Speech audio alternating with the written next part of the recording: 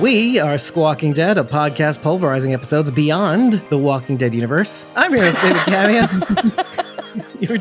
And we're joined by Cosmom09, Rachel Burt, Sharon D, aka Blazy Gardner, and Bridget, ko-fi.com/punkybrewster. That's PUNKYBRUISETER. We're doing our full breakdown of The Last of Us' 6th episode titled Kin. If you missed last night's episode, and this is mostly for you audio podcast listeners, we're not going to be including that part in the audio podcast breakdown. If you want that reaction video, it was only about a half hour long, maybe. You can head to our YouTube channel. That's youtube.com/squawkingdead. We're trying to keep it a little bit more casual, but also letting it be more audience driven and less theorizing and looking into details and more about feelings and reactions and expressing things. So without further ado, let's continue with this episode. I think the big link in this episode has to do a lot with bonds and trust and like to the title, kin. And so when we see the old couple in the shack and then you hear Maria's words later on saying the only people that can betray you are the people that you actually trust. There's like a little bit of interplay to that when you see this episode, because when you meet that old couple in the beginning, there's basically like an understanding. You don't trust anybody to an absurd degree that we don't even get to see on the walk. You do see it on The Walking Dead, obviously. Anybody you come across could be somebody hostile. But like occasionally, like, okay, John Dory comes across Morgan in season 4 of The Walking Dead. And it's like a casual conversation. I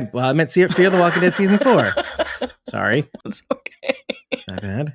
I just don't want you to get roasted online. That's okay. Roast me. It means somebody's listening. They teach you how seriously, and like by way of many different avenues, not just the old couple, the way the Jackson, Wyoming community basically has to be to the outside world, scattering all the bodies of the people that they've buried or not buried across their land so that people don't get just stay away from here. Then you get to things like, well, when it comes to Ellie and Joel, how they're obviously have a connection. You see it more on Ellie's end predominantly throughout the series. Like she's like, I want to get in this guy's, this is his face. Care about me, old man. Care about me. And he's like, nah, B. Up until now, until I rewatched this episode, I had assumed that she knew about Sarah. Oh, no. The truth is, I didn't, and she didn't. It wasn't until she had seen the memorial that Tommy did for both Sarah and Kevin. Yeah, which is Maria's son, well, 3-year-old son at the time. Man, there's so much to talk about with that. But the most important part is that she finally understands why Joel all this time has been the way he's been with her. I'm projecting a little bit, maybe, or I'm assuming, but once she hears that, her tone or her attitude completely shifts. She defends him in front of Maria. It does, and then she says, well, that makes sense. Right. In her mind, she processes it, and it like clears up a lot of things for her. Right. I think all this time she's just basically trying to wear him down because he's just a jerk. And it's like, oh, it's working. I'm wearing him down. No, you remind him of his daughter, you idiot. She doesn't know that. She's, I guess wearing people down works. I'll just keep being annoying until he, minorly cares about me. No, dude, he had a daughter. Oh. But it's just also weird because this is why I assumed she had heard or whatever. Is because when Joel is talking with Henry in the last episode, he goes, you can kind of tell you had one of those, didn't you? Like that you had a daughter. He said, you may not be her dad, but you were somebody's dad. You were someone's. Yeah. Exactly. Yep. Good call. Joel did not make a habit of telling anybody about Sarah. The only people that knew were maybe Tess. I don't even know if Tess knew. Tommy for sure. And then of course now Maria knows, but I don't think Joel goes around telling anybody about Sarah. It also makes me wonder, I think he changes a little bit when Ellie tells him, I'm sorry about your daughter. Even after he tells her, don't ever mention her again or don't talk about her. And Ellie's like, I'm sorry. She doesn't stop, of course, because she's Ellie. But she's like, I'm sorry. And I wonder if anybody other than Tommy had ever really said that to him. Because when he lost Sarah, everything went to shit. Everybody was worried about saving their own skins, and it was the middle of the fall of society. So who was going to say anything to him other than Tommy? Everybody was losing people. Yeah. So, I wonder if she's like the first person other than Tommy to ever tell him, I'm sorry about your daughter. That's a good point. And that's really kind of making me think about like what it must have been like back then too. I mean, you're absolutely right. Right when this whole thing started, he had to jump immediately into, well, how many months of this chaos is going to continue, of where we have to kind of go from survival situation to survival situation. And when do you really and they traveled. Yep. They traveled a lot. And far, and I can only imagine how that went. Running into raiders and thieves and all around general bad people. Well, and then also being the bad people who killed innocent people. Like, we didn't know that there was another way. Or every time we tried, we just weren't good at it. It's kind of what Tommy says to him at the bar. And maybe, and that makes sense too. You lose somebody you care about. What moral center do you have? It's kind of like on The Walking Dead. And I often refer to the scene, and it's right after Rick murders the shit out of those savior escapees from Hilltop. This is season 8, near the end, basically. And he's with Morgan at that bar. They just finished slaughtering all the savior remainders, including Jared. I kill shitty Jared. Exactly. Yeah, and Morgan asks him, how did you make it the song? And Rick goes, I had my son. And Morgan knows exactly what he's talking about because he went cuckoo bananas after Dwayne got bit. The point is that you were okay. You were like good Rick-ish for as long as you could be because you had Carl around. And then when Carl died, turned into kind of a dick. Like murder rage Rick. Dick Rick. Murder rage Dick Rick, essentially. Tommy was wearing Rick's murder jacket in this episode.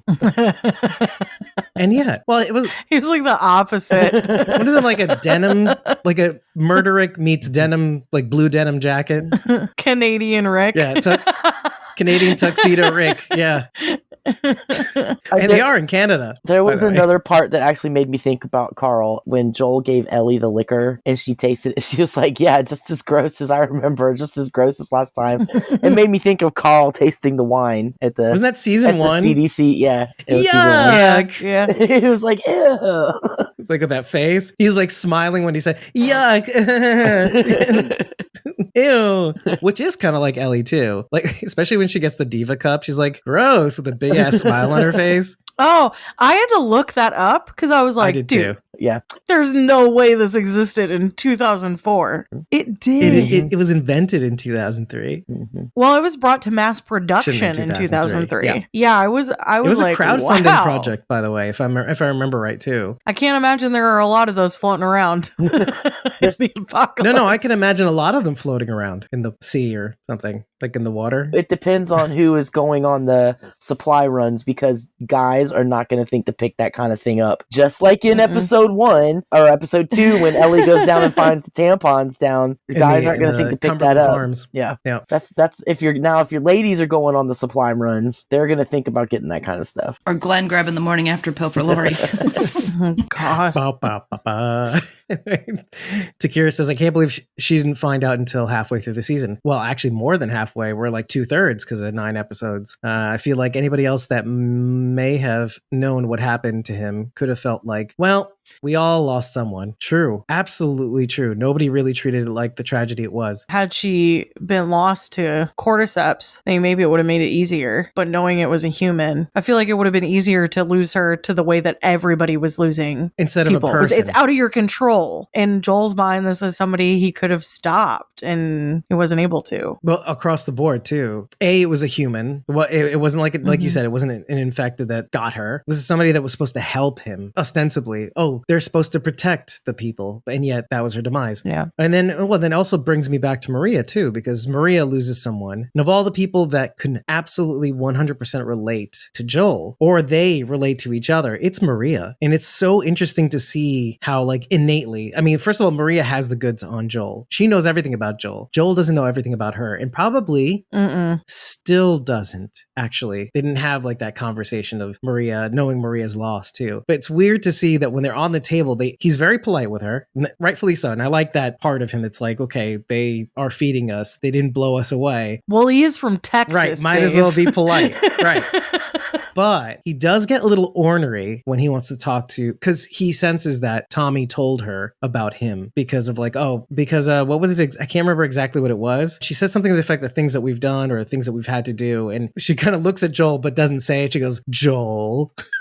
And so implying the fact that, that you've done some shit that I know about. But it's weird because he gives her the stank too, intrinsically. And I think what's great about that is they kind of get it. They kind of get each other without not getting each other. She knows that he's lost someone too. So she knows to reject him too, because losing someone like that is dangerous. But she views it as you lost someone and you lost yourself and you were a horrible person. Oh, what does that remind you of? And I'm better than that because I held it together. I felt very strongly that she did not like Joel at all 100%. and did not want him around. When Ellie brought up the fact that Tommy had killed people too, it wasn't just Joel, and she's like, that's Joel's fault. blamed Joel, just like Joel blamed her when he was with Tommy. Oh, she's the reason you didn't call me, and she's the reason that you didn't stay in communication. So jealousy.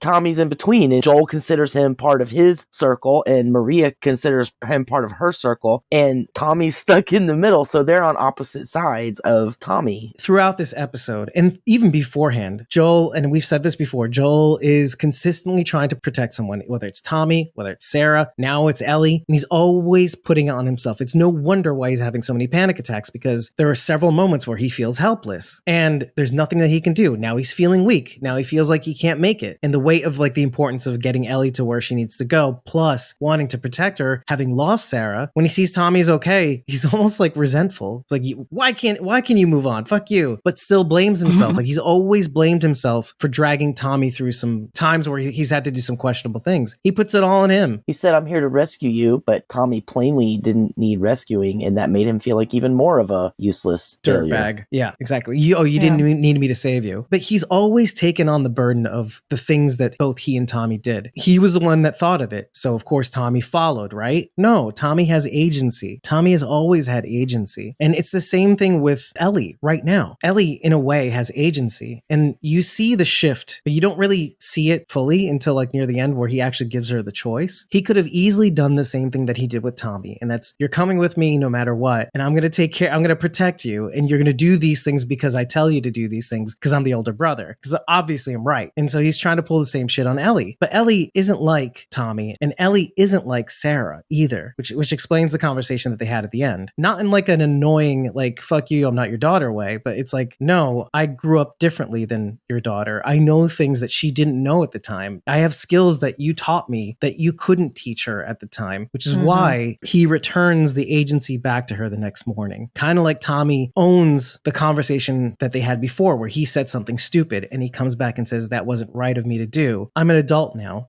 Adults see through the emotional outbursts and come back and say, I know why you said what you said or you treated me the way you did. And I know why I said what I said. And I'm coming back to tell you, I get it. That's hard for you. I know you love me. Let's work through this. And so he gives that back to Ellie at the end. Kin, how about that?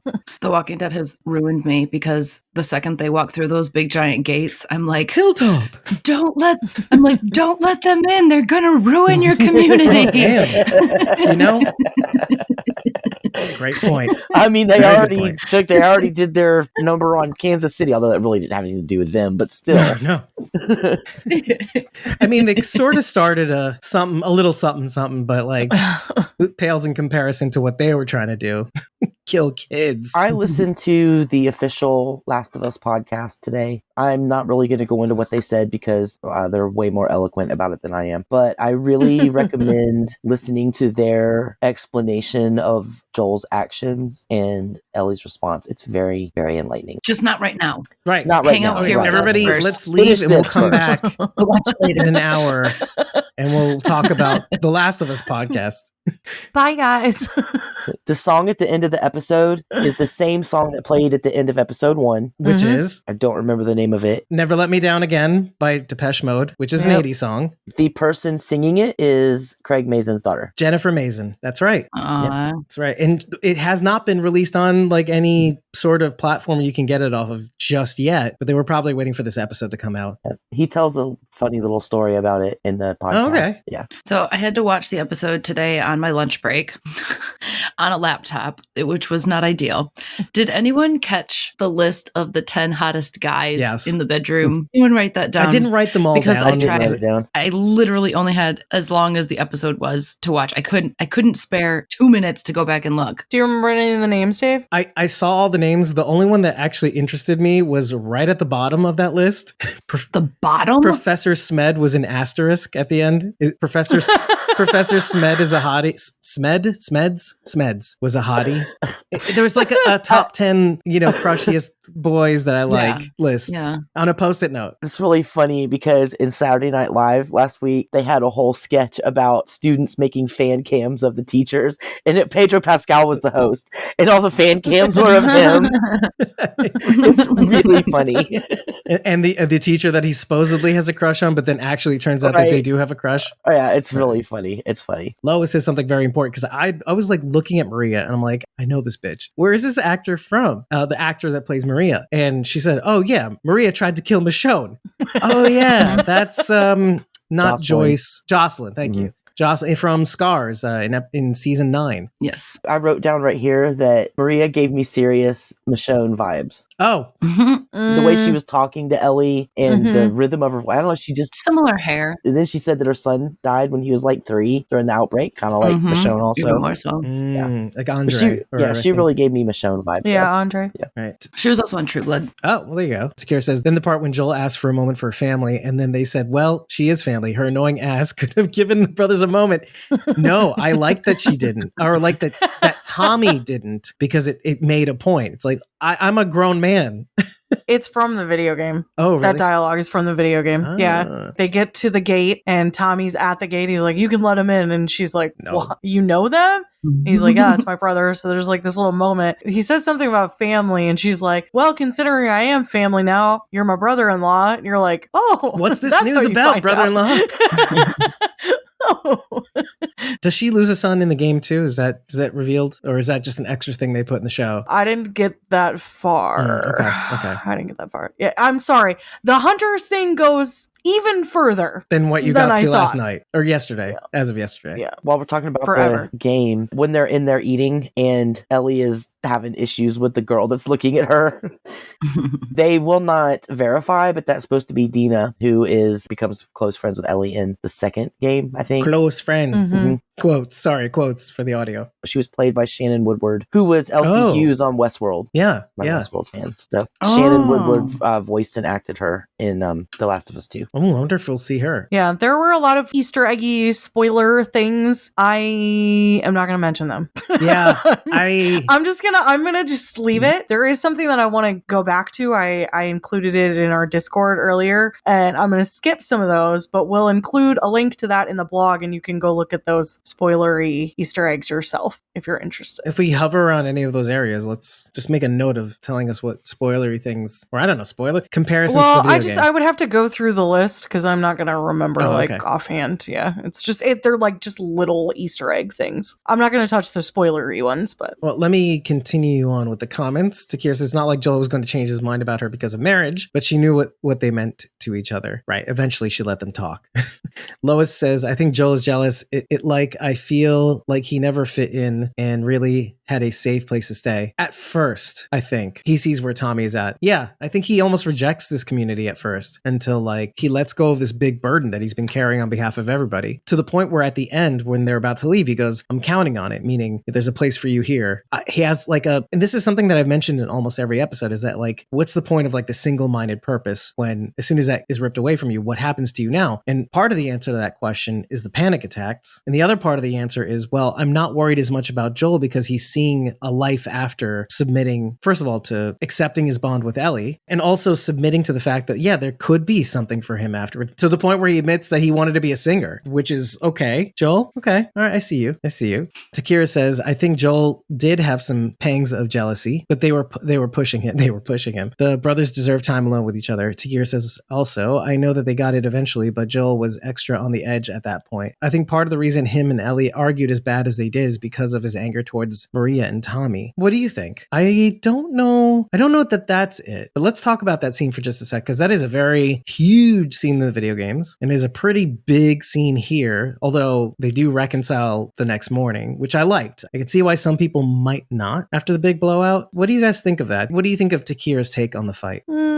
I mean, I could have seen that adding to tensions being high on his side, but Joel really had thought all this through, right? It's the panic attacks that are really what's scaring him right now. Like, it's enough that he was snuck up on by 2 kids and she's had to save him a couple times now. That's enough to push him, but on top of all of that, the panic attacks are really, I think, what was doing it for Joel. I think that's why he was like, nope, I can't do this. I need Tommy to do it. He's younger. He's going to be stronger. He knows the area, which those are all valid points. Yeah. I don't think that he was in the wrong for it either. For pawning off Ellie to Tommy. I think the reason Ellie was so angry was Joel didn't even discuss it with her. He treated her like cargo still. Instead of coming to her and saying, look, these are the reasons that I want you to go with Tommy, he just took it upon himself to say, you're going to go with Tommy. Removing and not her even agency. discuss it with her. And after all they'd been through for the past few months, she felt he was starting to open up a little bit, and they were more than just cargo and transporter. And then he just turned around and was like, no, you're going to go with somebody else. I'm done with you. I wash my hands of you. Well, he's definitely feeling some emotions toward her too, protective, parental, whatever have you. He's definitely feeling something for her.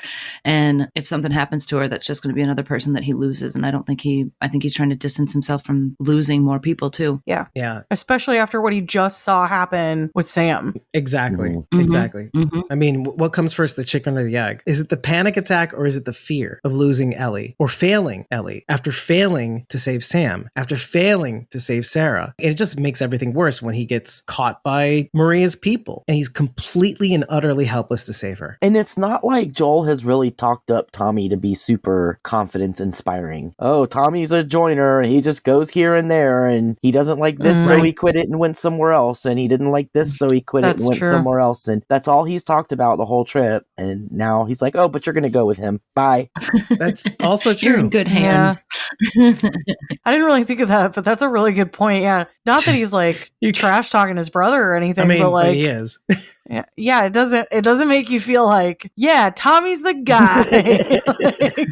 You're gonna go with this schmuck because he didn't talking this whole time. present any of the good reasons to Ellie. He presented the reasons to Tommy. Sure, great, Tommy, here's the reasons, but he didn't present any of those to Ellie. So her thought is, you're just gonna dump me on this guy that you have zero confidence in and you had to come save? What? It really depends on how much she overheard when they were talking, because it's hard to tell what she caught. I mean, it seems like she caught most of it. And if that's the case, it really goes to show, and this is what I really like about this show, is that it really paints the picture of a child not fully understanding what it feels like to be a father. Let's just use Occam's razor, like a father taking care of a precious child, right? And what it means to lose that child and now have to take care of another child. And what Ellie starts to really, really understand, she only really starts to understand that at the end of this episode. But even still, like a child, her first thought is, I'm screwed without you. True. I can't do this without you. Her thought is not, oh, Joel, be okay for you. I can't do this without you, Joel. I still need you. And that's what he's been fighting against the whole episode. He doesn't want her to be independent. That's why he wouldn't teach her to hunt and wouldn't let her do stuff. I think that's something else, though. Something that I kind of caught in this episode, which he ends up needing to give up. He's like, I can't do this. I feel like he needs to transport Ellie from the beginning because he wants a win. For all that he's lost 20 years ago, he needs this to make what went bad 20 years ago right in his eyes. But the closer that he gets, like, it starts with the possibility of Tommy being dead when they meet the older couple in the cabin. And then it continues at the prospect of losing Ellie to these fucking people, right? He's like, I'm totally helpless. I'm going through a panic attack. The dog's about to rip her face off, probably. And then he starts to have this thing. He finds out Tommy's okay. There is that sigh of relief. But at the same time, it's like, okay, I've lost Tommy as a brother. He left me before I had a chance to save him. So that purpose is gone. And he reminded me of the failure that I had 20 years ago, and that my life stopped. So the bottom line is that, like, he's starting to realize, I want to be able to make it up to the Sarah of 20 years ago, but I just physically, it's too big for me. I gotta give this up or else it's gonna kill me. It's the first time in his life that he feels like he has a life worth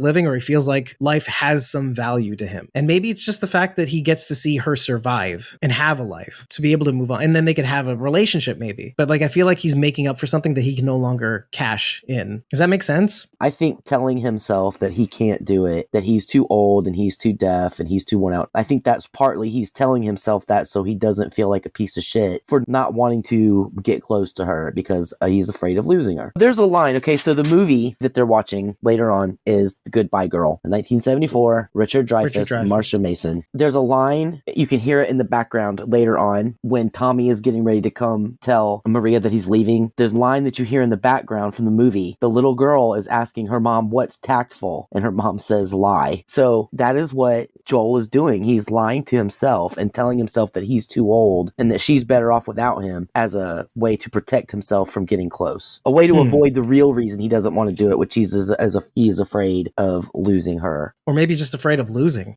period. I mean, it could be her. It could be getting close to her. There's a part of me that thinks that he already is in this thing, this relationship. It's like, it's already happened. I'm already close to her. I'm just like not acknowledging it. I know we're kind of splitting hairs here. I know that I'm getting closer. It's unavoidable. But if I get any closer, and also if I lose her, I'm done anyway. If she dies now, I'm done. But I just can't have this on my shoulders anymore. It just can't be me that didn't do it. It just can't be me that failed her this time around. So Tommy, you fail her, please. Can you fail her, please? Fail Ellie for me, please. I'm not saying that's what's happening, but I'm saying in a weird, twisted way, it's like, I just can't be there. To Tommy's credit, he gets it. He knows. He's like telling him, yeah, that must have been hard for you to hear me say that stupid thing that I just said back at the bar. He's not happy about taking Ellie either, but I think he understands that my brother has never asked anything of me before. He's told me to do things before because my dumb ideas are too stupid for me to implement, so my brother's going to do them for me. Yeah, of course I'm going to do this for him, even though it sucks because I'm going to be a dad. I just told you I wanted to keep it safe. Takira says, yeah, those are 100% valid points, but Ellie is still young and they've been together months at this point. She's not going to be comfortable in the least with anyone else. And I think that's the thing. I think she argues with him not because Joel is the 100% most capable person of taking care of her. I think she's arguing, and I think she gets in his face to remind him that A, she's not Sarah because Sarah doesn't have the skills that I do, but also B, nut up. I'm not your daughter. Stop feeling things for me and just protect me. I'm selfish.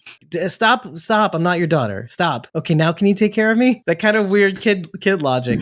But then Joel does it right back. Well, it makes sense though. They've been counting on each other for this long. They've learned to trust each other and learned to deal with each other. So you don't want to have to start all over with somebody new, especially when it's trusting someone else with your life. Both ways, not just her and Tommy, but Tommy and her. Joel made a point to say that Ellie saved him. It's not just about Joel protecting her. She's protecting Joel too. Mm-hmm. After building all of that up with somebody, you don't want to just start over with somebody else and be like, okay, well, can I trust this person just because he says I can? Right. No, fuck that. Right. And Maria kind of offers that warning too. Like, do you really trust Tommy? I don't know. She doesn't know him. But objectively speaking, like let's talk objectively, right? Tommy is the better choice. He is younger. He is more spry. He has more endurance. I'm sure he's even stronger than Joel. If anything, to me, it's just because he knows the area better. Mm-hmm. Yeah, okay. Okay, you're questioning. That is life or death in this type of situation, especially with the weather being the way that it is. If you get lost out in the cold, you're dead. And everything is pitch white and you can't really tell the markers. Mm-hmm. Knowing where you are, knowing that area is of so much value. So in my mind, it did make sense. Now, I'm not saying emotionally or story-wise did it make sense. No, that's why it didn't go the way that it did, that we were like talking about right now. But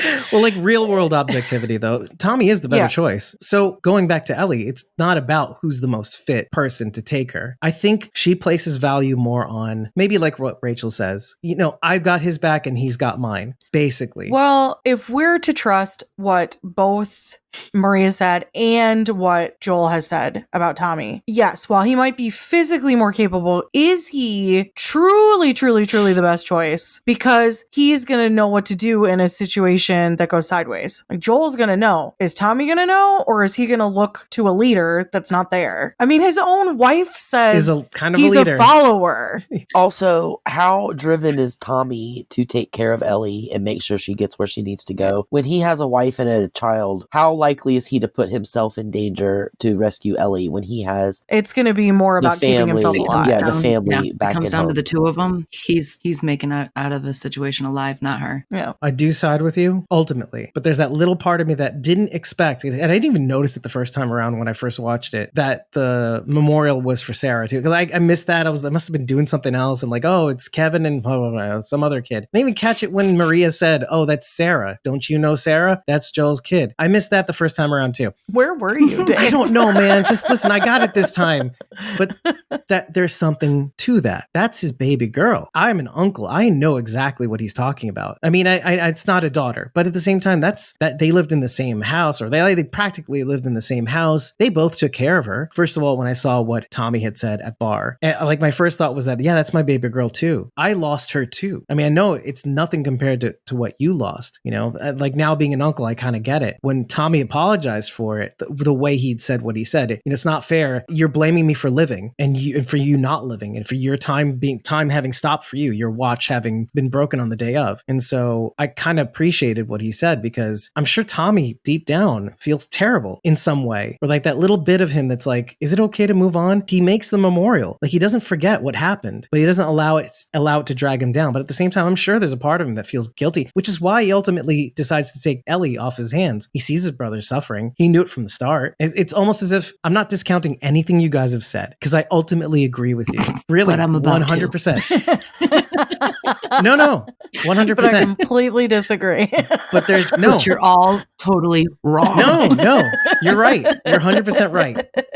But there's a lot behind that pulls him in the other direction. I got to do this for him. How mature is Joel that he hasn't been able to let go of this over 20 years? Not discounting people who've lost children, okay? That's the irony. But this is the apocalypse. Everybody's lost a fucking kid. Here we go, Maria, for example, who also lost a child, and she hasn't let it absolutely destroy and dominate her life. It's like alcoholism or drug addiction. She put it into the commune. Your maturity level stops at the moment of addiction. Your development, in a sense. His whole world did stop, but it's not his actual world. He was working and he met Tess and he was doing other things, but emotionally he was going through the motions of having a life. He wasn't having a life. Mm-hmm. Yeah. I felt the same way about Rick after Lori died. When we got crazy Rick, I felt the same way. Yep. It was like, Rick, you are not the only person who's lost somebody. Everybody else has gotten their shit together. What is wrong with you? And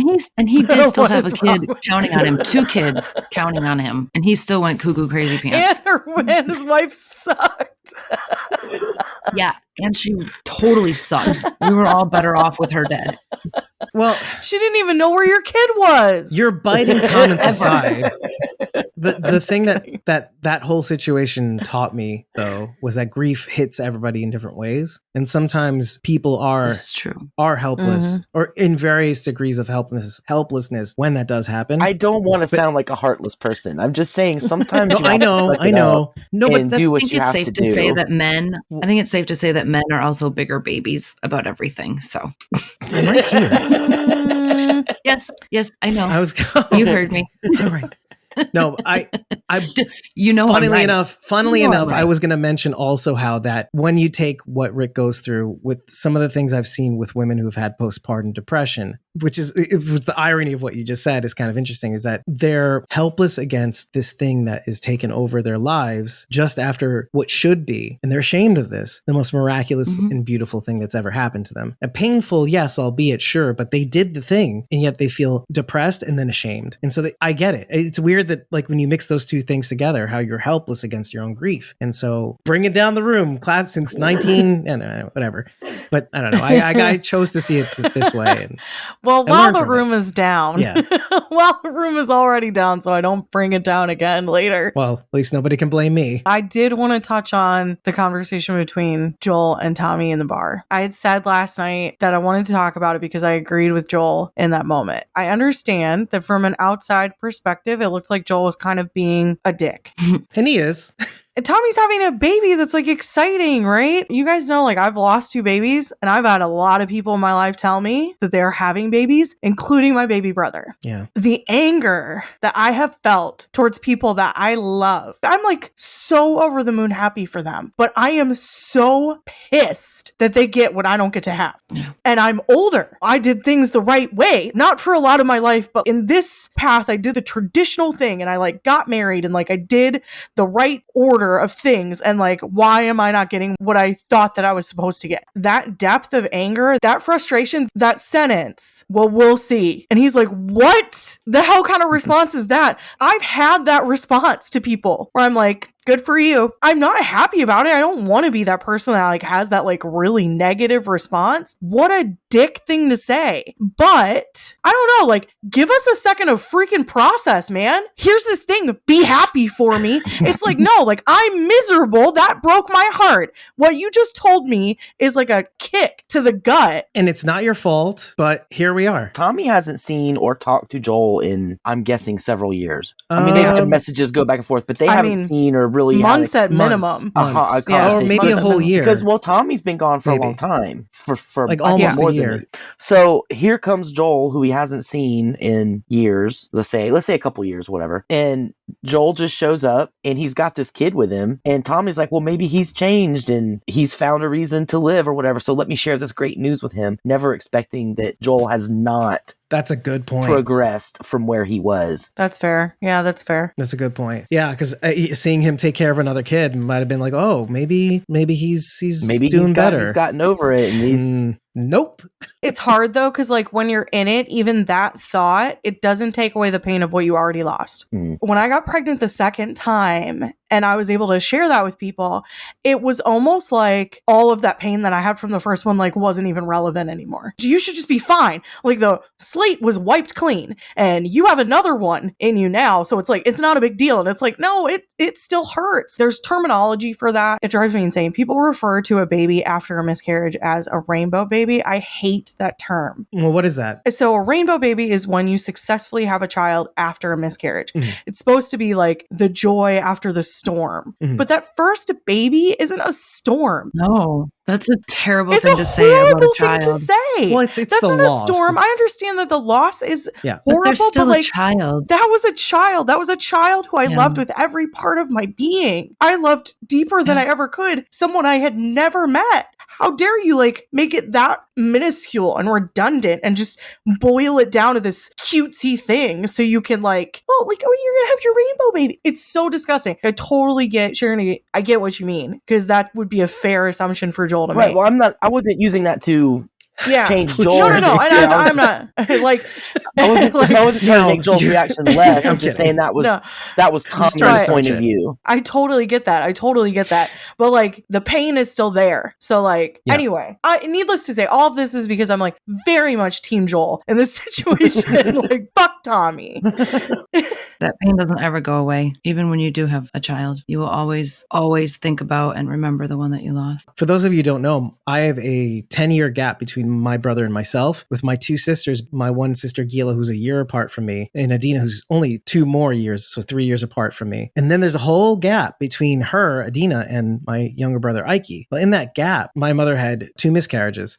Over the years, she had told me about that, and it never quite goes away. Whenever she does think about it, she thinks upon, what those 2 children could have been for her. She doesn't talk about it at all. I remember hearing it only once in the last couple of years. It's a loss of possibility. What would they look like? Yeah. How would they be? Would they be in college? Would they be married already? And like going to the episode, her watching what would have been her daughter at 34 years, caring about her own kid. I could have been a grandfather. I should have been a grandfather. I could have found somebody else. I was just talking about my would-be daughter last night. She'd be 18. I'd have an 18-year-old right now.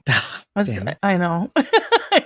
I know. Why that got me so hard. You had already brought it down, so let's keep going. Jared, do you have any regrets that you want to air out on a revel in the sadness live stream? I never regretted not having kids.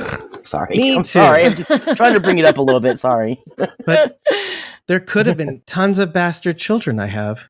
I'll never know. David, how many kids do you have running around out there? Probably 5, really? I want to say. Well, if Dave has 5, Joshua Jackson has 7. So you brought the room down.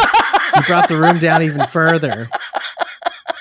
Just exploit my pain, why don't you? Like Sharon, you did yours early. I just never want you to forget.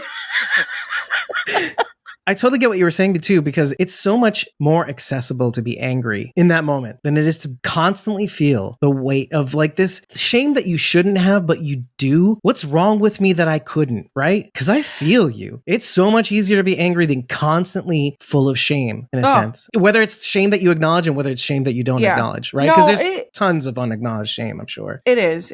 For no reason, but anybody who's been through this, and I know Rachel's heard this a bajillion times, I'm sure, in her life, but like you're always hearing the like, it's not your fault, don't blame yourself. Yeah, I know. Logically, yes, it is not my fault. If it feels like it. Did I do something wrong? I'm telling you, it feels like I am broken and I did something wrong. And it's the same thing for Joel, right? He couldn't stop it. He couldn't save her. He couldn't fix the situation. I'm sure he's been told by Tommy even, it's not your fault. You've got to move past it. I don't know, something about your brain and your heart, they just freeze in that moment forever. And it's like, it doesn't ever go away. I can move on. I can work through it in therapy. You know, I talk about it constantly because talking about it makes me feel like maybe in some way I'm moving forward. If I can bring it up and other people feel better about what they've gone through, then at least it makes it worth the damn, the whole thing. Well, you kind of made that whole thing with Rick actually kind of valid because everybody has their own way of processing and not moving on per se, but like dealing with the world after that level of loss. Yeah. The fact that Rick recovered as quickly as he did, even though it was agonizingly long for us, is kind of impressive.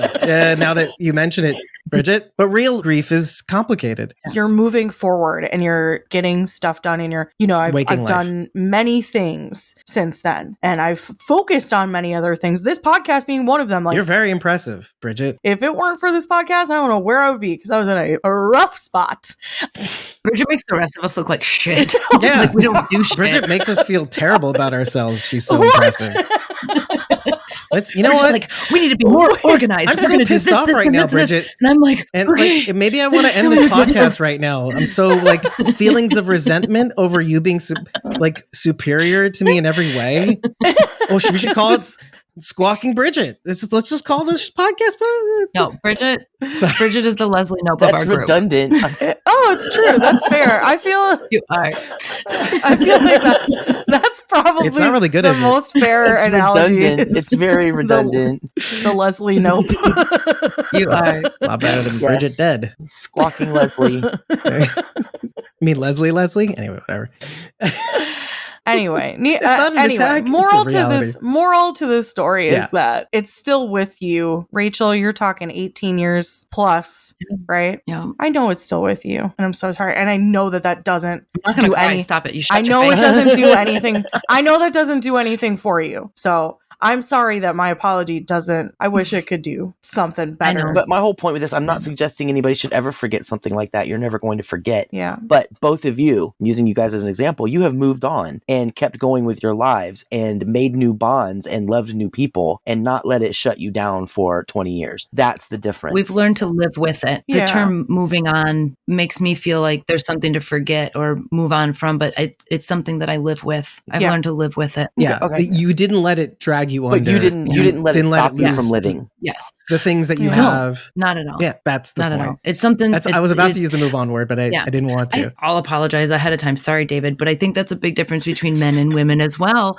Women are able to live with this kind of pain where, in my experience, it sort of stunts men. Because we do tend to deal with these things differently when it comes to grief, when it comes to, we don't get to carry a child, then lose it. I mean, on the other end of the scale, it's like there is a level of helplessness to our experience where I want to do something for you, but I know that I can't. Even though there's nothing. I've been there, and that is triggering. There's not knowing what to do, wanting to do, but knowing you can't. And then I'm the person that classically goes overboard. I'm the person that will do something that is so completely outrageous that you think is thoughtful, but is actually probably doing more harm than good. And I'm remembering so many damn clear things from my life where I did that for people who were dealing with such such tremendous loss, whether it's, and I'll say it, I remember helping more than one person go to an abortion clinic, or having to deal with somebody who had a miscarriage or a stillbirth, or now that I'm kind of thinking about it, wow, there's so many instances like that where I've had to be there for people who, in the end, like half of them, maybe 3/4 of them, not in my life anymore, but just making me think about it. It's 1 in 4 pregnancies is the statistic, and those are just the ones that are reported.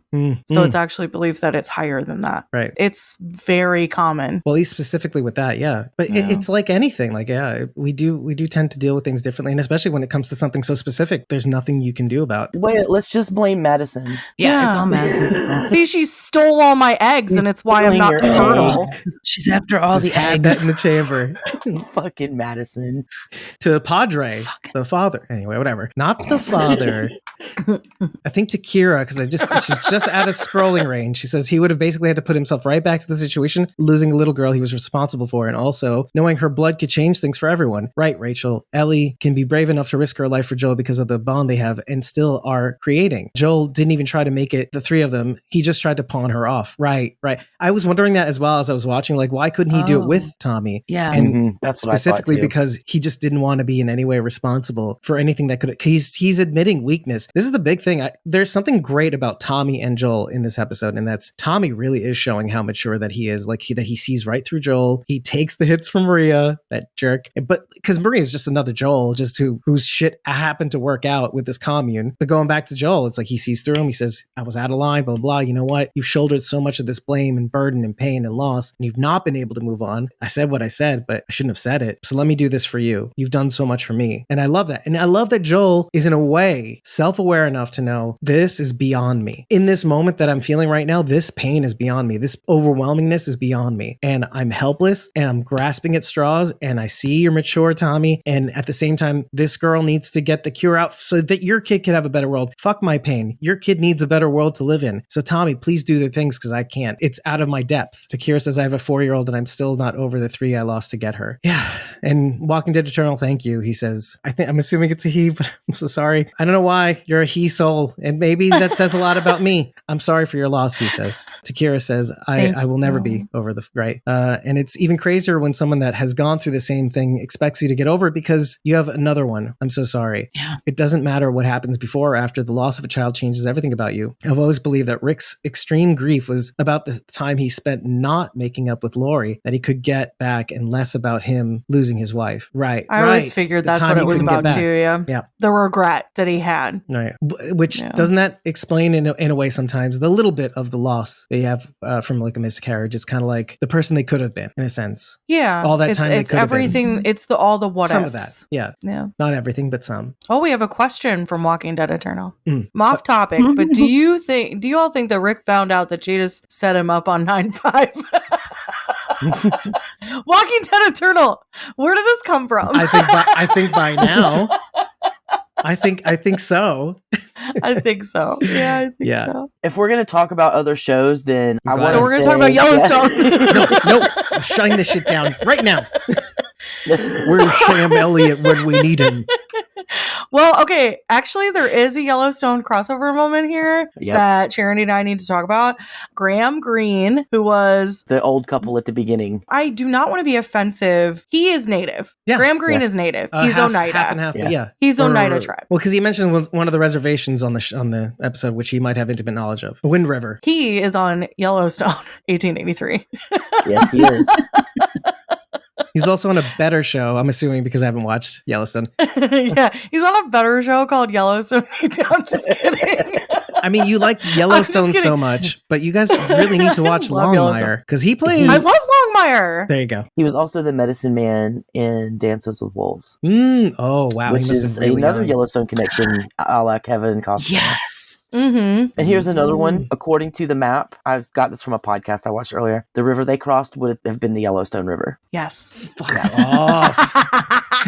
It's just endless Yellowstone. You but mean, look, for real, the river of death? The Styx. The river Styx. The river Styx. Yeah. The river of death. That old couple, the couple at the beginning were hilarious. Mm. Like they were hilarious. You made him so yeah. They're firefly people. They're firefly people. I love Yeah. The lines were fantastic. The delivery is what got me. Yeah. Yes. It was so dry, so deadpan. Yes. They reminded me of a Native American Dan and Roseanne Connor. Yeah. Oh my gosh, I love that for them. Yeah. I have to say, I don't think I said this on camera last night. I think I said this after we cut. Yeah. They reminded me of the Inuit family from Z Nation. You know, Citizen Z marries the guy. Yeah, like that's who they remind me of. Is like, you remember like the grandma who just doesn't say anything. No, That's what they were. That's what it reminded me of. Yeah. The super dry. Plus, I said this off camera last night too. This episode reminded me of Black Summer season 2 because of all the winter. Yeah, because of all the snow and all the it was specifically kind of that episode where they go to that resort. I keep mentioning this one where they go to the ski resort. It's like the most memorable part of the season. It's the most such anchoring a good part of the season. But yeah, the silence outside and just hearing nature. That was it. You didn't hear anything else. So I'm done with my offshoots. It's very apt. Yeah, because we thought the lodge was like the port in the storm as well. And we thought this episode could be that, but it not near the end. When they were approached by the people from Jackson and they had the dog with them, what is your reasoning as to why the dog did not? Ooh. Go, Rachel, go. Do it. Pick me. Yeah, you do it. All right, Bridget. No. No. My first thought, I don't know if I'm right, but this is just where my brain went. My first thought was that he was trained to sniff cadavers and she's still alive. Oh, that's a really interesting idea. I don't know if this is from the official podcast, but I did hear that Druckmann went on record saying that the dog can sniff something surface level. He cannot sniff what is in her blood because the bite is healed. The dog can't smell it. So she was bleeding from the cut. It would be similar to a cadaver dog because he would be smelling putrescine, the necrotic flesh. Yeah, putrescine. Right. That's the smell. And she doesn't have any. She's alive. I mean, I was a little worried, but I was like, no, she's alive. She has no open wounds. Everything's healed. I'm glad you weren't worried. I was actually a little bit worried. I was terrified. Yeah. I wasn't terrified. What do you think about the dog versus the electronic? Oh, the device? The electronic zapper that they use. I'm glad you asked. Because my theory was, okay, continuing the theme of the Dave is Bill theory, is that whatever she has inside her is basically destroying whatever infection she has slowly but surely. I think she'll always have scars to remember the bite or whatever by, but I think whatever fungus she may or may not have in her is, well, yeah, the two in the same spot. God damn it. How convenient. That's the thing. That's for special effects. Right. It's like, we don't have to do a leg, just one spot right here. But like, I think she'll always have a scar. She's got long sleeves on too. Right. Exactly. We don't have to reapply every single time. Yeah. Just like an additional couple bumps for the second bite, whatever. So just throw some long sleeves on. We can skip that whole procedure. Oh yeah. I don't have to spend an hour on a chair for a little bite. But yeah, at the same time, it decreases over time. And so Sharon, like to your point, will she scan and be detected? I don't know. I doubt it now. Is the scanning thing taking a temperature? Is it poking her and drawing blood? I think it's taking a blood sample. If you'll notice after I forget who they shoot, but you can see the ring left around their neck like it actually stuck them. Like an insulin reader. Yeah. That's kind of what I was picturing. But like that's a prick and then it has to draw out so it does it all in one. I think it's just doing it all in one. Like a little prick. Okay. Yeah. I mean, it must be detecting levels of trace elements of a chemical that is present in infection, let's say. That's probably what it's. I don't know what they're using to test against, but that's the best you can do because you don't really know the science. I need to yell this at Thomas. It's because he was outstanding in his field, Tom. No, don't. No, you missed last week. Don't encourage him. I'm triggered from yesterday. I even mentioned. I can't even do this right now. Okay, so there was a little callback to episode 3 with the monkeys. Because remember when they were talking about what caused the outbreak, and Ellie was like, "It's monkeys." I bet it was monkeys. And then in this episode, we have all the monkeys in the lab. I like that. They science themselves into monkeys. In addition to that, just like, they just turn themselves into monkeys and just. That's what all their research did. Fuck being human. Let's be monkeys and have a monkey old time. So this episode actually answered some questions that I had. Does cordyceps affect dogs and horses and such? Which apparently it does not, because we have dogs and we have horses. Well, we had a dog sheep. Anyway. And sheep and other barnyard pets. So I guess it only adapted to human humans, which human body temperatures are slightly lower than most mammals. That's like dogs true. and cats average like 104. So you're saying just wait for it. Wait, yeah, the animals will be nuts. We'll have cordyceps creatures, or at least creatures that are close to our body temperature. This suddenly got like really bad Resident Evil movies. I can't wait for season 2. Cordyceps. Cordyshepherds and cordyceps. Everybody loves contractors. The contractor.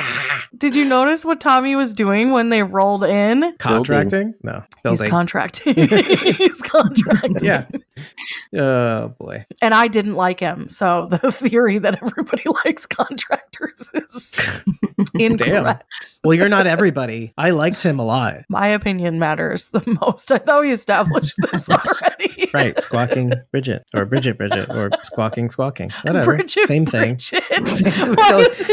Why is it my name twice? Bridget Bridge. Squawking dead. Syllables. I don't know. Anyway, Tahir says I was a little nervous.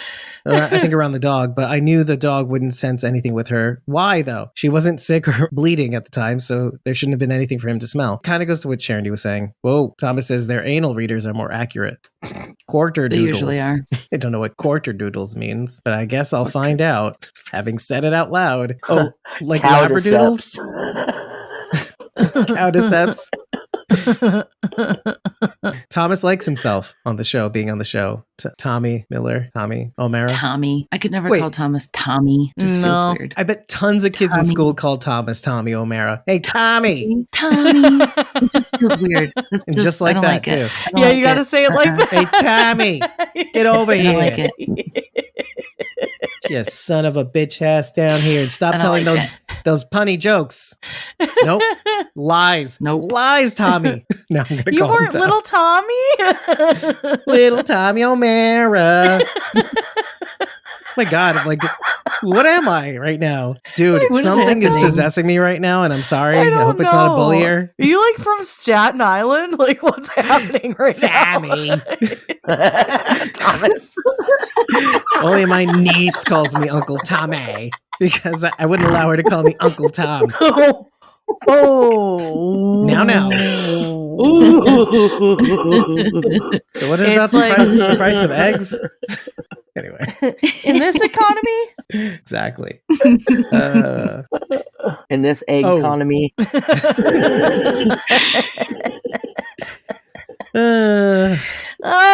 That you just made the joke better.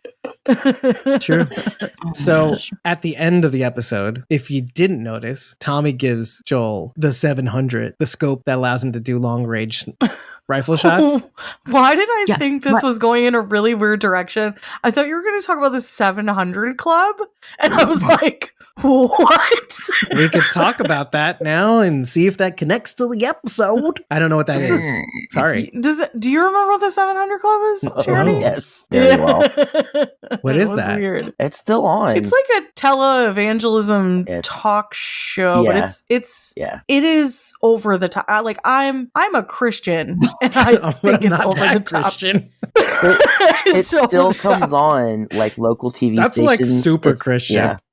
No, it's not. It's beyond it. It's some other thing. Pat Robertson is the he may have just passed away, but anyway, Pat Robertson was the guy that did it. Oh my God. Well, see, it just go figure, because I did grow up around that Sunday morning evangelist television. It's your unrelated pop culture reference of the episode. It's like PTL. What is that? Jim and Tammy Faye Baker. Oh, you know how I know about that? I know about that from when James Randi uncovered their scamming of the miracles that he was performing. He had gotten notes ahead of their sermons describing their ailments, and he basically found out it's an earpiece from when Tammy was up in the office telling him about it. I've heard that. I've heard the audio. Audio on Johnny Carson. Did you ever see the movie Leap of Faith with Steve Martin and Deborah Winger and Liam Neeson? It's all about I must have seen it. Like faith healers and how they do their tricks. comics and stuff. It's really good. Yeah.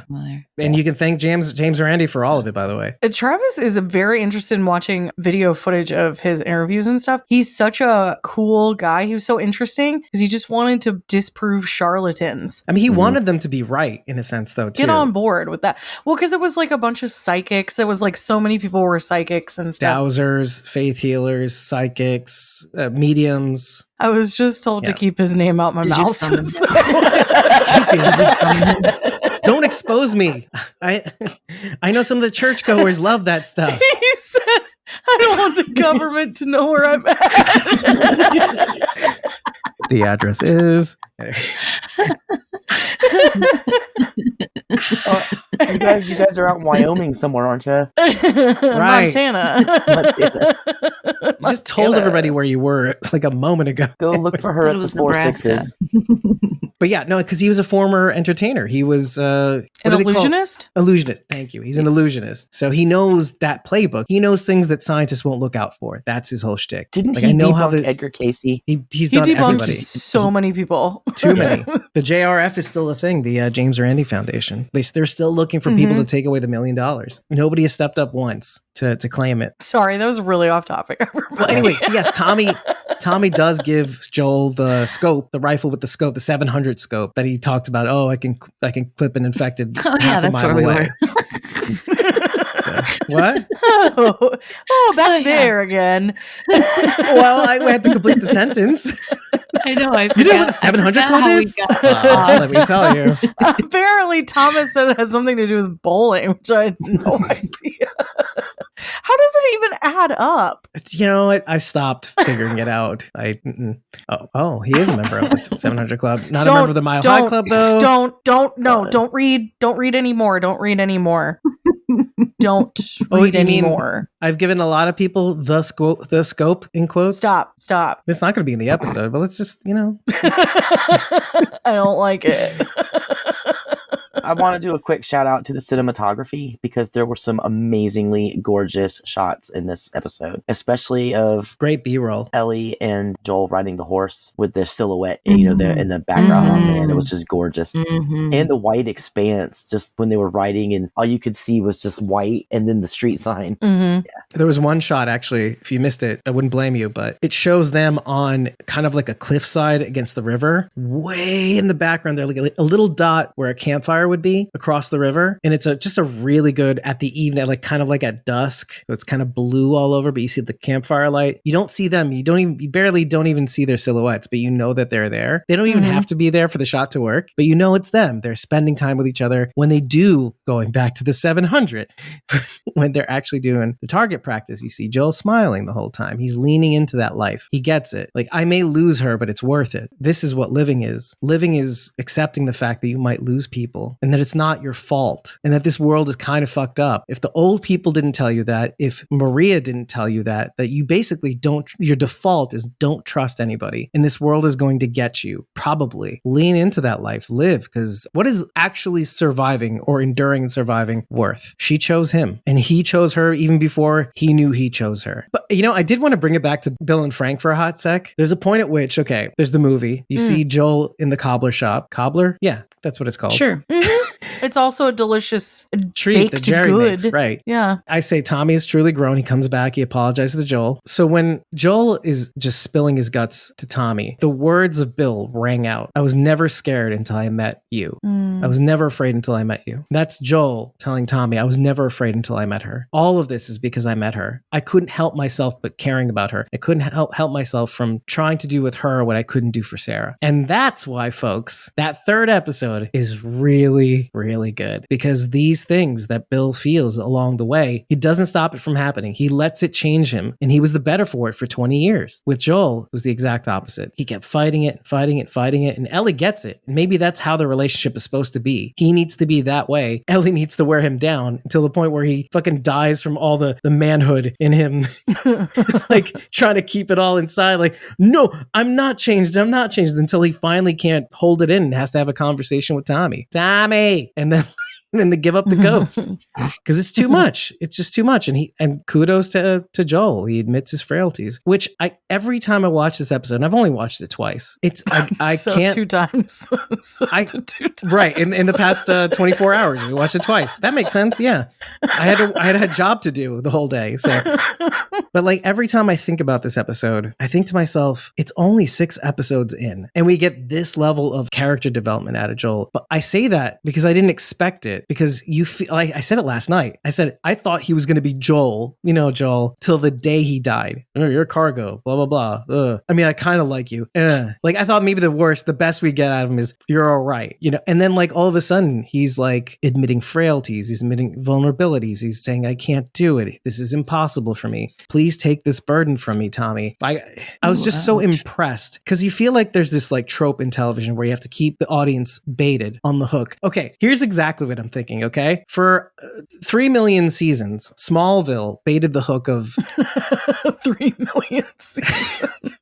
Baited the hook of Clark and Lana. Ugh. Will they, won't they? All the way through until there was almost like this self-aware moment when things happen. You might want to watch the show. I still think it's a good show, but like that one aspect of it. Ugh. And then like they couldn't be with each other forever because of something that happens.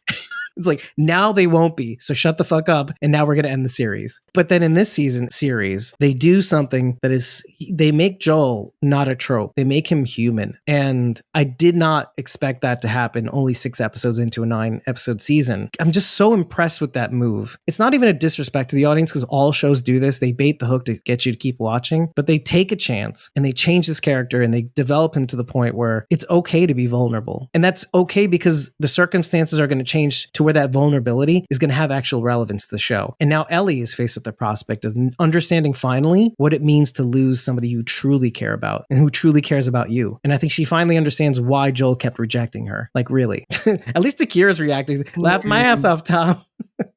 Let me go to what Walking Dead Eternal says. What do you rate the season so far? 9 out of 10 for me. Why not 10 out of 10? What makes it not 10? It's not Yellowstone. That would be a 10 out of 10. Yep. Sam Elliott agrees. Well, what about you, Rach? I don't know. That's tough to say. I How feel about like Bridget? I need to wait till the. Okay. Are you ready? Well, no, I give you time to think about it. Are you ready for this? Talking or anything? You ready for this? Sorry. 6 out of 10, video games better. That's my opinion. Okay, fair. There's been some good moments. We talked about this last night. Yeah, we did. This episode is, I think, one of my favorites so far. Sorry, But Rach. yeah. Anyway, What sorry, is it that's Rachel. What do you rate it? What is it that's so I hard? forgot. I forgot. You were supposed to be thinking while I was talking. I was paying attention to the words coming out of your face. Oh no, ignore that. It wasn't what anyone wanted to hear. I was listening. Unlike when I was trying to listen to Rachel, I listened to what you said, Bridget. Why are you ganging up on Rachel? I'm just kidding. That's why. I'm hating on myself right now. Nobody likes Rachel. It's all right. Stop. Well, gun to your head, Rachel. What do you think about the series as a whole so far? Oh, gun to your head. What I was about to say before Dave so rudely interrupted me was that I actually wanted to finish. I don't think I have an opinion until the season's over. I need to see how shit wraps up before I can give it an overall rating. I like that. Because there are things that I like. There are things maybe, I'm not going to say I don't like, but maybe feel frustrated about. But you'll forgive it if you see something. Nick Offerman gives it an automatic 5 out of 10. So right there, he's half the scoreboard. If you had to ask me, gun to my head, I'll probably say 8 out of 10. With Longmire being the 10. Being so aggressive. Yeah, where are these guns coming from? Sam 700 Elliott club does. to your head. Sam Elliott does. Anyway. Sorry, I just love the voice. Sometimes the bar eats you. The dude abides. Sometimes you eat the bar. Sometimes the bar eats you. Now I sound like somebody else that I'm trying to remember. You sound like Gabby the voice Hayes. morphed. Sometimes the bar eats you. You sound like Gabby Hayes from the old westerns. Gage. Tom says 9.8725 out of 10. Very specific. 9.8725. Yeah, I'm with Walking Dead Eternal. I give it an 8. That's not a bad thing. I'm an asshole. That's really what it comes down to. I don't know Walking Dead Eternal is. I'm like, Dave's the kind of person that it can't ever have a 10 because nothing will be perfect. Nothing's perfect. Ever. nothing holds a candle to Longmire. Apparently, that's my impression of you. Guys, you know what? You're not wrong. Actually, you're 100%. I'm very self-aware, like Joel. Like in this moment, I'm basically Joel. Yeah, basically very self-aware of my failings. That's me 100%. I'll take it. I'll take it, and I'll run to the 700 club. I do like the little bit of a metaphor of Joel having to re-sole his boots because his sole is running thin. The things you catch in second watch. I'm like grossed out by it. Nobody's perfect. No show is a 10 out of 10. Can we talk about Goodbye Girl?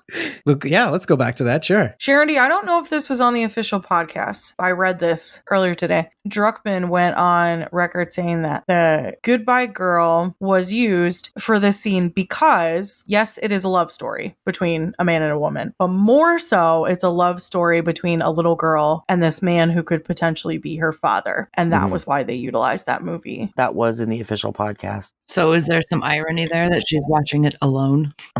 She's the only one on the same page. She's like, yeah, I want you to be my protector, bitch. Why are you running away from me? I recommend that movie, but please watch the original with Richard Dreyfuss, not the remake. Was there a remake? Who's in the remake? Who's it with? I want to say Was Jeff it called Daniels. that too? Yeah, let me look I it haven't up. seen either one, but I've heard terrible things about the remake. I like Jeff Daniels though. I do too. I do too. And he's from from Michigan. He is. He's been known to make some really bad projects, movies. So he's made some really bad movies. You mean like Dumb and Dumber and Dumb and Dumber 2? No, the Urs. Yeah, It doesn't matter. The Urs were The not. Ur, The yeah. Urs were not. He had his moment in the sun. It's fine. And his music is great, by the way. I should drop a pin in that too. Jeff Daniels and Patricia Heaton were in the remake. It was not good at all. It was terrible. So Joel had previously told Ellie that his brother was in Cody, Wyoming. That happened in episode 4. And they did make it close to Cody, but it was crawling with infected. Based on the map that was seen, they were near Yellowstone Lake. Right. Just so you know. Which is what we mentioned, yeah. Yes.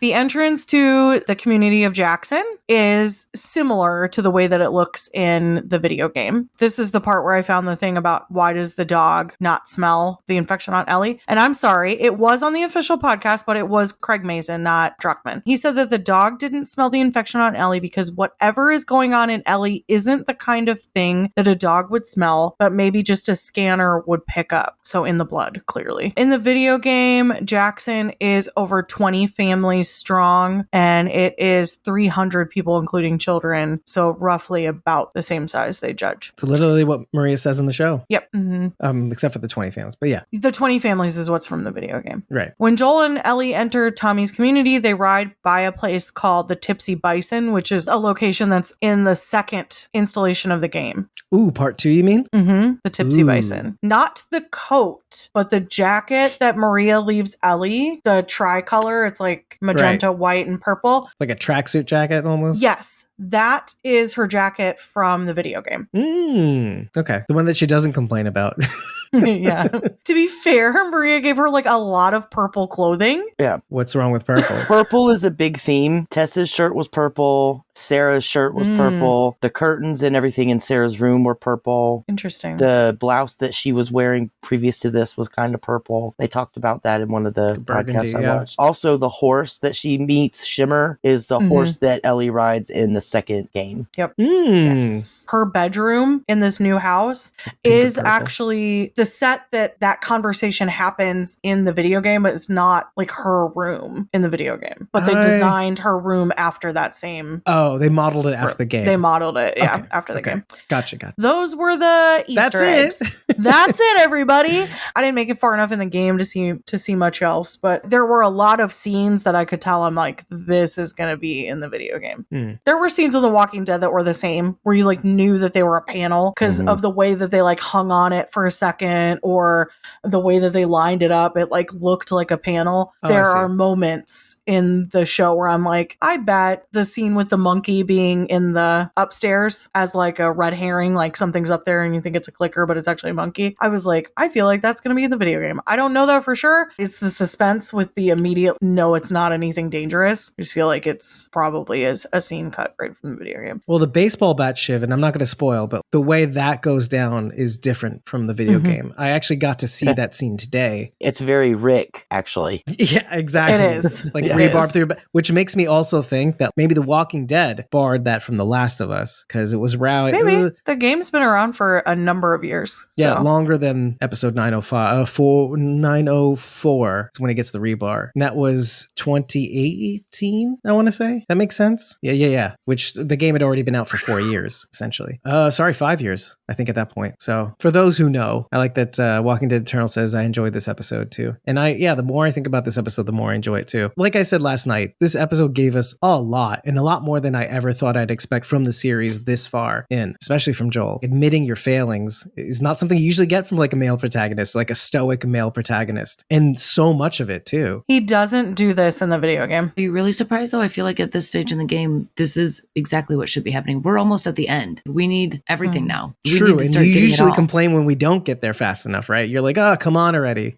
Part of the reason I didn't rate the season yet. Right. So, but based on this episode, I think you're feeling this. You're like, okay, we're going somewhere. I like that we're going somewhere. This was a heavy episode. I enjoyed it. Yes. Lots to process. I like it. Our reaction episode last night, like I said, I feel like we're careening towards the end here. But what I can honestly say is what I did see in the teaser for the next episode is that we go back. Did you hear what I just said?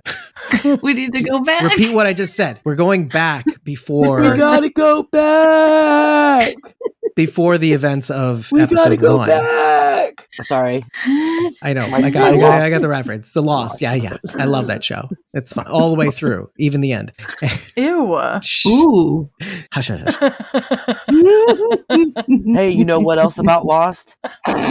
What about what I was about? Whatever. You know how Sawyer's on Yellowstone all the time. yeah. Sawyer's on Yellowstone. Can we just cover Yellowstone? Really? I really love it. I just want to talk about it always. Bridget's mic right now. No. Yellowstone. Guys, today on Squawking Yellowstone, on Yellow Squawk. Exactly. Ooh, Yellow Squawk. Sounds like a venereal disease. Yellow Squawk. Ew, that does sound really gross. Yeah. Yellow Squawk. Although I need some ointment for my yellow be squawk. More of a penis-y thing, wouldn't it? He's got the yellow squawks. A man that doesn't know how to take care of his pee-pee. Oh my god. He's not a real man. I'm Sam Elliott. He has to say his name, otherwise no one knows what the hell he's talking about. Squawking Stone.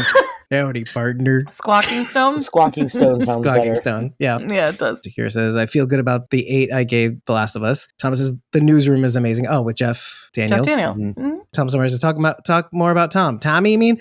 Walking Dead Eternal says, speaking of The Walking Dead, I didn't even see the comic books. Me neither. Yeah. I love that I didn't because I got to break it down on its merits. Now that it's done, though, you should go back and read them. I'm sure. Read them.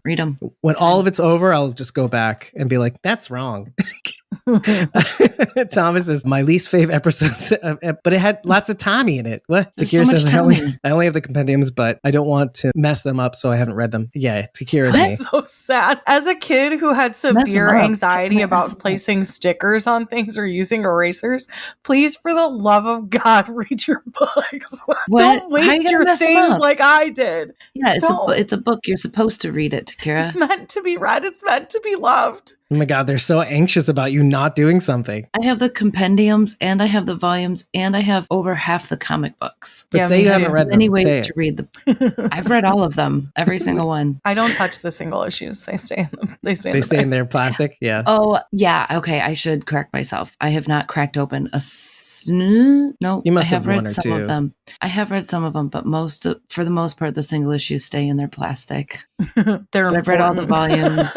And I've read the compendiums. Yeah. I mean, it's all the same thing. Yeah, it is. It's just bigger versions just of all the graphic same novel thing. version. Yeah. Yeah. I like that Ellie mentions what her dream was, and that's being an astronaut, Sally Ride, that whole thing. Right before Joel eventually goes to sleep, and he's not supposed to, he says, dream about sheep on the moon. That was like a little hint that I'm like, oh, he's warming up to her. And I like it. And then later on, it's like, I couldn't help myself from an asshole about it. Yeah, to himself. Did he just refer to himself as a bat shiv? I got a bat Well, either way, he has a bat shiv he could show you.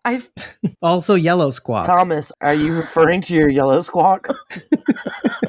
But yeah, I like where this series is going. We are going to be jumping back to before the events of episode 1, like not the 2003, but right when we catch up to 2023. Apparently, a lot of the teaser shows what happens between Ellie and who we find out is Riley, and that's the girl she went to the mall with. Right. Predominantly, it seems like, hopefully, maybe, which then allows us to maybe have a little bit more context about what is happening right now at the end of this episode. I don't like that we are in suspended animation after Joel gets the shiv. Classic storytelling.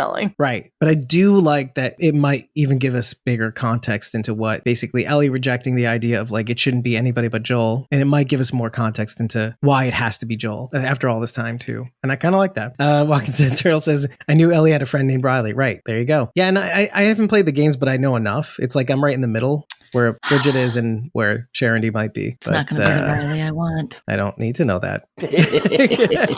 If anybody else doesn't have anything else to say, we can do the things. Let's adjourn and you'll go use the bathroom. The bathroom. I get so angry on the toilet. I mean, it could also be called the bathroom. I mean, depending on your situation, especially if you have the yellow squawk. With that, everybody, if you like what you heard, angrily head over to ratethispodcast.com/squawkingdead. 5 stars and eggplant is all we need to know that you love us. There's a lot of yellow if there's 5 stars. Tell us what you liked. Tell us what you didn't like. Fucking hella purple. Well, right, and the eggplant looks like it's shooting 5.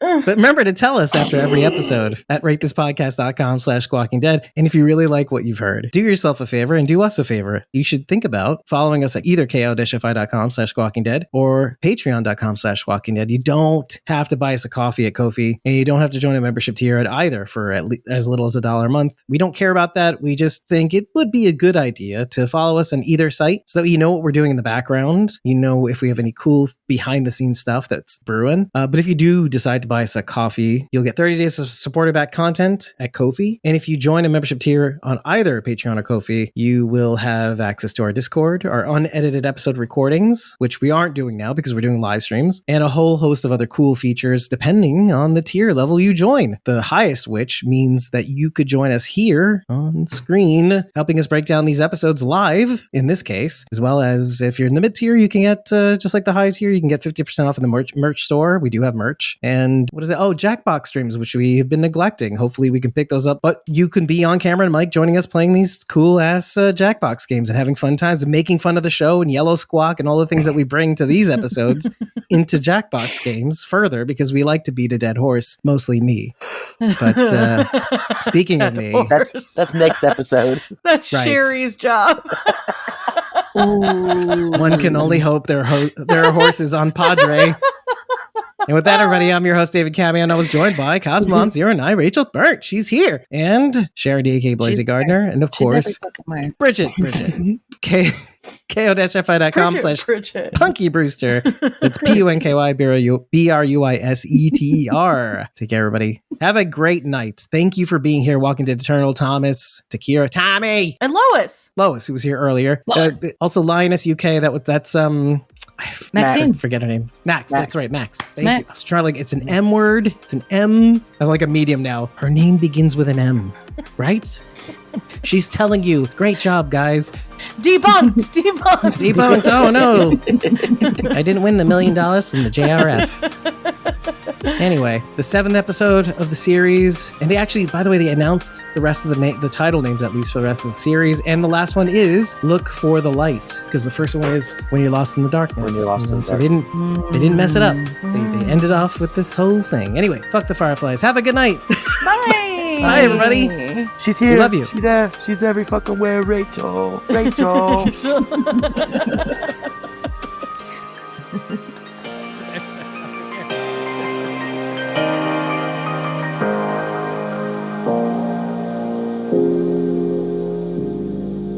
Oh my goodness. Look at you. You made it to the end of our heavily delayed release of our discussion surrounding the 6th episode of The Last of Us titled Kin. We really, really appreciate you hanging in there. We actually turned what was the amount of 2 hours of live stream recording into 1 hour and 20 minutes. That's quite the feat. And I'm glad you were here to listen to the polished, refined version of that live stream. But now we get to the portion of this podcast where we thank the folks who support us on either ko-fi.com/squawkingdead or patreon.com/squawkingdead. These are starting with the Survivors tier members who get to join us on camera and mic for these episode breakdowns. At RealRyanGM on Twitter, at ElizaJones71 on Instagram, or at JonesAG6 on Twitter, and Fanart Lindy, who you can reach at ko-fi.com/fanartlindy, and on to the Whisperers tier members who, just like the Survivors tier members, get to join us on both camera and mic on our Jackbox Games live streams, and the opportunity to receive 50% off in our merch store.